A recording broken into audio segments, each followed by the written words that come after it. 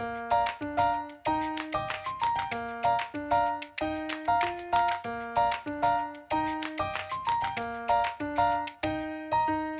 the time is 7:10.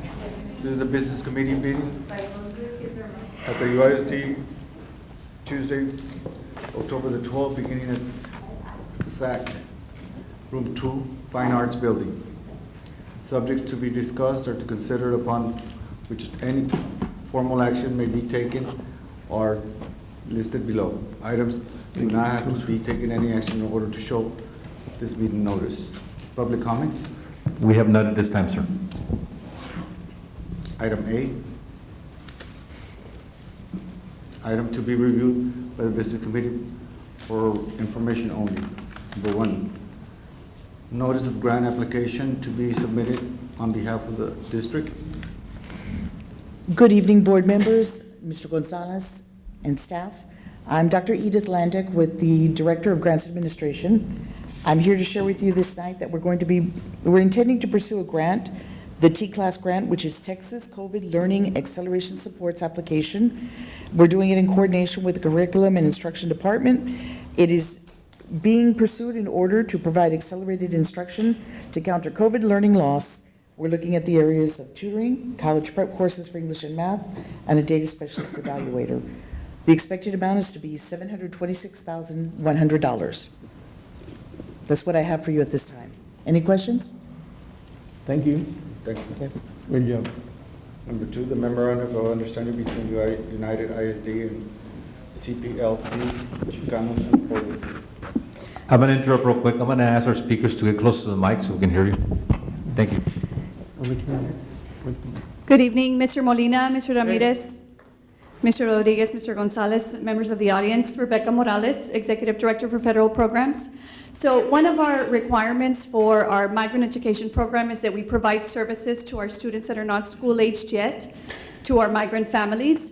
In the past, we have hired teachers and staff to provide these services to our younger children, early childhood children at their homes. As you know, we have had a challenge in the district with our staff and filling positions. We have a lot of vacancies. And in addition, our staff is very overworked. So we entered into an agreement with this organization, PLC, and they will be providing Head Start services to our migrant students that are not school-aged yet at no cost to the district. So they will be providing the services for our families. Thank you so much. Thank you. No questions. Item B. Items to be individually considered. Number 1, approval of monthly disbursements. Yes, good evening, Mr. Rodriguez, Mr. Ramirez, Mr. Molina. The Division of Finance has presented you all with the disbursements for the month of December. Well, if anyone of you all have any questions at this time. Molina? Ramirez? No questions, sir. I'm sorry, the question, I'm sorry. It's I on the was, disbursements, yes, sir. I was trying to go focus over here. Oh, yes, sir, not a problem. Number 2, approval of budget amendments. Yes, sir, the Division of Finance has 2 budget amendments that we're presenting. Neither one of them will affect the fund balance. The first one, BA 22-01, is a budget amendment where we have identified some capital improvements that we need to do throughout the district. We had originally had budgeted them in Function 51. The Texas Education Agency requires these type of expenditures that add value to existing facilities to be in Function 81. So this is just an accounting entry to move $750,000 into the right function, the right budgeted line item. Excuse me, BA 22-02, if you all recall, we issued a refunding of our bonds of about $59 million. There are issuance costs for this to take place, so we're recognizing that we need $603,000 to be able to move line items. So I apologize, this one does have an effect on fund balance, from fund balance to cover the administration of the refunding bonds. And we'll correct that for the board meeting where it says no effect on fund balance. We'll reduce fund balance by $603,000. I don't know if anyone has any questions on that. No questions, sir? No question, thank you. Number 3, approve the end of the year outstanding encumbrance. Yes, sir, Mr. Rodriguez. Again, the Division of Finance, every year we bring you the encumbrances, which are just purchase orders that the school district commits itself to. We get with the various departments and campuses at this time of the year. We try to pay off as many as we have. You can only pay what you've received and been invoiced for. The rest of these POs, what we've done annually with the board is to recognize them, present them to you, and ask for you to allow us to approve rolling them out over from the previous year to this current year. You can see the history. We usually run about $3.5 million every year. Last year, if you remember, it was 1920 was a COVID year. Most of the students were at home. Most of us were at home. That's why we had a dip in purchase orders. But this year, it's a little bit higher because we also had to allow the campuses and departments to prepare themselves for the return to normalcy to some degree, where the students were coming back, the staff was actually coming back into the buildings. So you see that in a little bit of a rise of these POs to 4.5 million. We have a real quick breakdown, and you can see athletics, the workbooks, again, bringing kids back in. We ordered more workbooks. There's some COVID-19 expenditures that we still had in POs that we hadn't received. If you recall in 1920, and we're still experiencing it today, so shipping and ordering this merchandise sometimes takes a while to arrive with the shipping backlog. And you can really see if you go to the bottom of this report, other campuses and departments that really skyrocketed to 1.8 million. There's a lot of POs with a lot of different purposes in there. And most of it has to do with August, trying to get ready for this year. And then the other big chunk of that number are these back order shipments that were placed early in 1920, but with the delay in shipping, it piled up on us. So there's the 4.5 million, and here you can see the aging. And if you look, there were a lot of POs that are over 90 days, and it's a lot of technology equipment, a lot of safety equipment, all the things that were hot items in 1920 that the shipping industry just couldn't handle for various reasons. So it's going to take a while to get here. They're getting here now. We're paying them as they get here. Unfortunately, But how much is the delay on the shipping and all? It used to be a few months, several months, but Mr. Perez can probably talk better because mainly it's technology type of equipment. Yeah, we're having some issues with the cameras. Cameras are about 3 to 4 months behind. There's a lot of components that require plastic, for example, on the access doors for the readers. There's just no plastic, no chips. The switches are taking anywhere from 4 to 6 months. We're already ordering equipment for Molina for sure, and we're already ordering for Ramirez as well, because in the past we wouldn't order technology because it doesn't make sense to order technology that it's a year old, but we don't have the luxury anymore. Technology is taking almost 9 months to 12 months just to get here. So yeah, you can order the latest technology, but you're not going to get it until a year later, and we cannot afford that. So it's been a difficult situation in a lot of systems, a lot of the controllers, also affecting the air-conditioned area. I mean, it's a different world, unfortunately. So a lot of these POs that you see that are 30, 60, 90 days, we just can close the PO because if we close it, we order again, then we lose our turn of getting that equipment. But hopefully it'll get better. And just to remind the board, the purchase order is a binding contract between the district and the vendor that we were buying the merchandise from. And then, you know, you'll go through all the different kinds of POs that are on this report. I don't know if you have any other questions at this time. No, sir. Item number 4, approval of the competitive seal proposal as a method of procurement of the construction of the new food production center facility for the Child Nutrition Department. Good afternoon, Mr. Molina, Mr. Ramirez, Mr. Rodriguez. Before you, we have the following recommendation. We'd like to use competitive seal proposals as the method of procurement for the new food facility, Child Nutrition Service Department. That's it. Any questions? Muy bueno.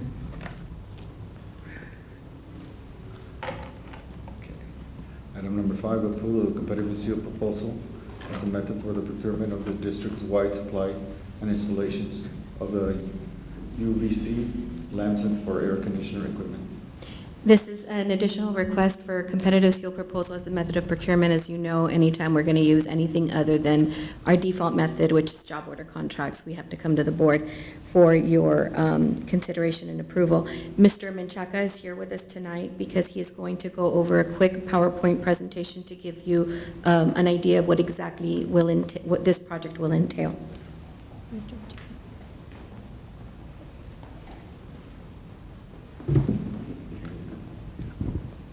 Good afternoon, members of the board, Superintendent Mr. Gonzalez, and audience. What I'd like to go ahead and do is give you a brief presentation of what is being considered on an improvement for the air handling or the ventilation system for all units in the district.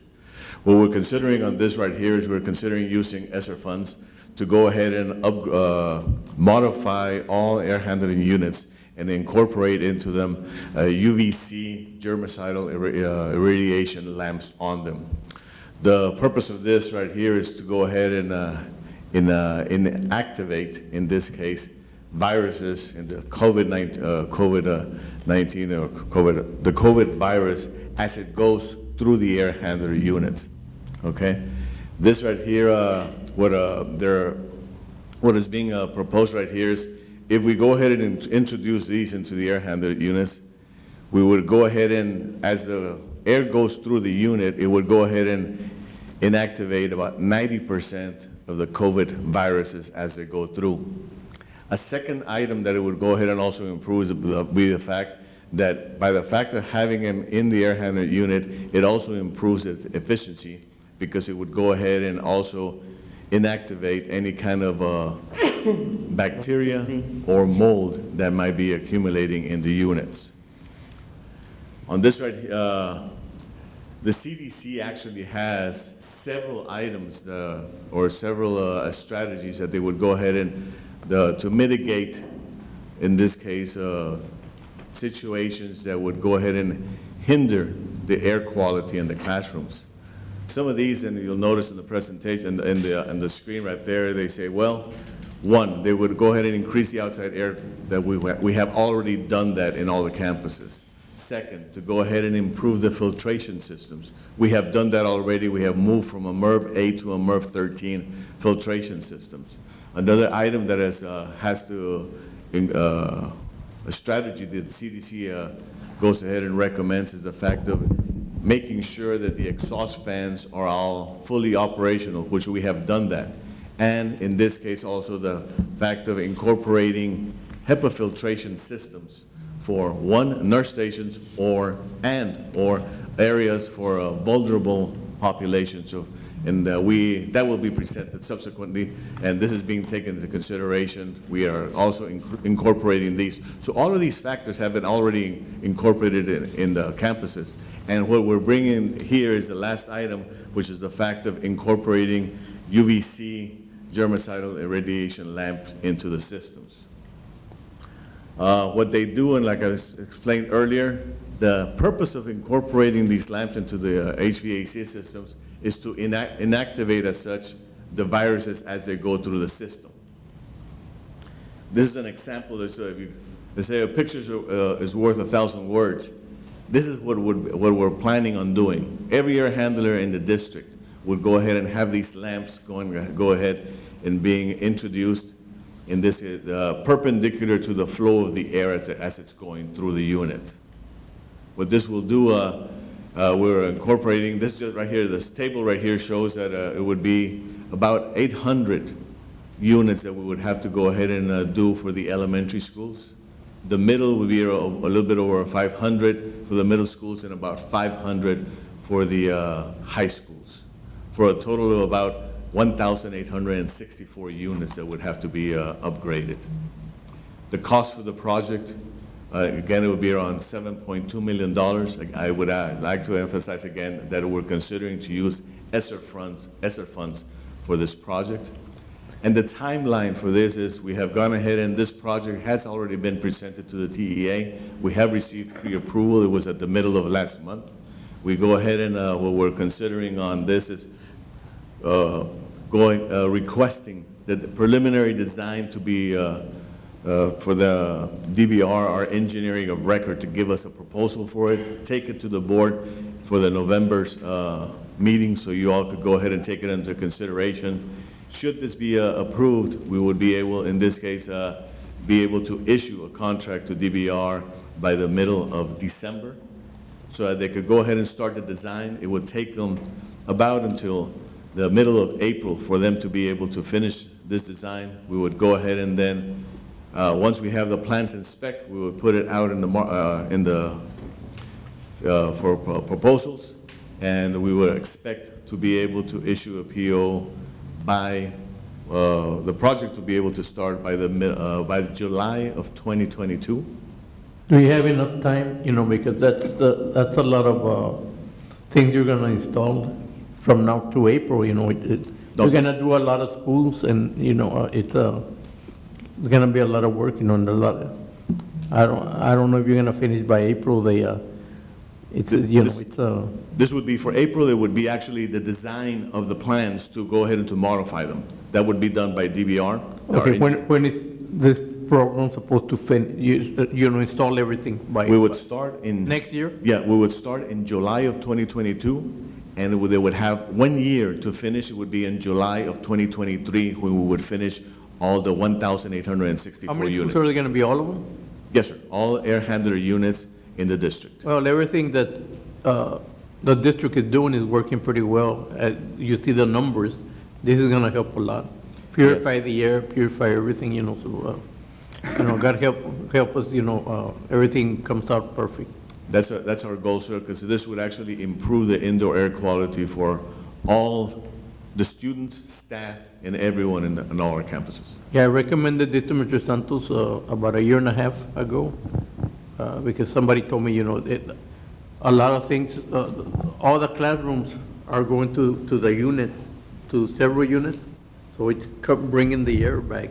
You need to purify it, and I told him, he said, well, let's see what we can do, but I said, this is the perfect thing, I think that could be done. Listen, thank you, and I do appreciate the support, and I do want to emphasize that we do go ahead and bring in outside air to the max as designed to dilute the concentration of the viruses, should there be any. And second, we also have gone ahead and improved the grade of a filtration system that we're using, like I mentioned, from a MERV 8 to a MERV 13, to also go ahead and improve that. Thank you. Any other questions? Just so you know, because we are using funds from ESSER. This one is being recommended throughout the state of Texas, because obviously ESSER funds it for 3 years, but getting something like this, the UV lamps and air condition, is going to last for, what, Mr. Angel, 20 years? The life on this would be about 5 years? Well, it's a lot longer than 3 years, in other words. Okay. As long as you keep up the units, I think they'll work well, We'll just be fixing anything that goes wrong, I think, Yes. they're gonna last a long time. Definitely. Mr. Rangel, on the water unit that we have on the north side, on one of the elementaries, this system that he's presenting, would it work also? Well, this would only be allocated for like air conditioning units that have the ventilation systems.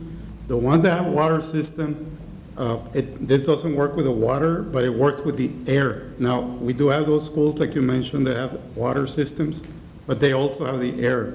So it's a combination. So combination. So in short answer, the answer is yes, it will help those systems. Okay. Mr. Rangel, did they fix the problem in Laredo, the big problem they had a few months ago? The water? I told him to go drink water in Rio Bravo because it was clear. Remember that all the mist, the chlorine and everything? I don't have an update on that, Mr. Molina, but I and do know they that. told him you couldn't drink it. I was just wondering if it was still in effect, or you could drink the water now. I mean, They we're cleaned it told up or not? that it is safe to drink water. That's what the authorities tell us from the utilities department, both in Webb County, in Rio Bravo, and El Cenizo, everywhere, and as well as the city Well, of Webb Laredo. County got their own plant, but Laredo had the plant, remember they put too much chlorine or something? Yeah, I Or think you they couldn't did the drink it, so- chlorination, and So the report says that it's It messed up safe. all the water in Laredo, so, I was just wondering if they fixed it or not. Because Yes. it was gonna take a while to flush everything out, to clean the water, to do. My all the understanding is they completed all the flushing. of the Very cisterns. expensive, yeah. Yes, and just, I know it's not on the part of the presentation, I wanted to notify that. This is aquatic- Laredo Water here in all our schools here, Yeah. so that's why we're Correct. worried Now, about it. speaking about water, the aquatic center, right here at the SAC, it's already open. Our students are already using it. It was open a few. If you can check, see how they're going. There, it's fantastic. If friends you all over have there a at- chance to at, go visit, it's.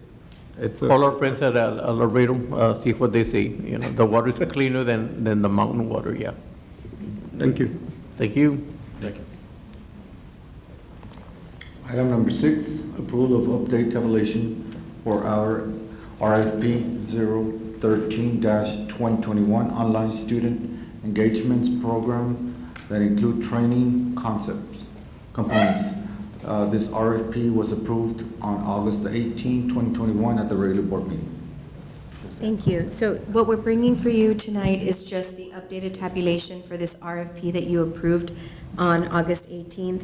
Part of the evaluation was the training, but when the tabulation was presented to the board, the training component, which is $6,500, was not included. So we wanted to bring the updated tabulation so that you can have the full picture of what this, the total cost for this project is. And this is also an ESSER project.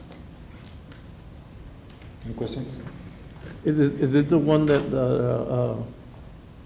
they wanted to hire the teachers and everything from, is this the program? The one that Mr. Castillo wanted? No. No, This is this not is. No, this is, it's item number, should be number 8. No? No. Okay, thank you. Item number 7, discussion and possible action regarding appointment of board officers. It's my understanding, sir, this is going to be discussed at the regular board meeting on the 20th, I'll note this as an individual item. individual item. Okay. And the same goes to number 8. I'm just going to go ahead and read it out just for the record. Okay. Yes. Item number 8, discussion and possible action to revisit the creation of the establishment of United Independent School District Management Fellowship Program. So it'll be at the board. At the regular board meeting, the 20th, that's my understanding, yes, sir. And I'll note it This is as the, an this is individual the one I item. was talking about, the fellowship program? Yes. We didn't give a raise to the teachers because we didn't have any money. And they wanna do this fellowship, I don't think it's fair for the rest of the teachers in United, to spend all that money on a program. I think, it's we need to look closer to it. Item number 9, approval of awarding bids, proposals, and qualifications. Administration has the following RFPs for your consideration. RFP 052-2021, English Language Literacy Reading Software to Lexia Learning System in the estimated amount of $301,351.80. This is also an ESSER 2 fund. RFP 054-2021, web-based activity fund accounting and online system software. The recommended vendor is Online School Management System. The estimated annual amount is $43,638, and then the subsequent years would be at $35,412. RFP 058-2021, HVAC Control Services to Temsec Controls. RFP 060-2021, HVAC Equipment and Supplies to the recommended vendors listed on the summary page. The next page.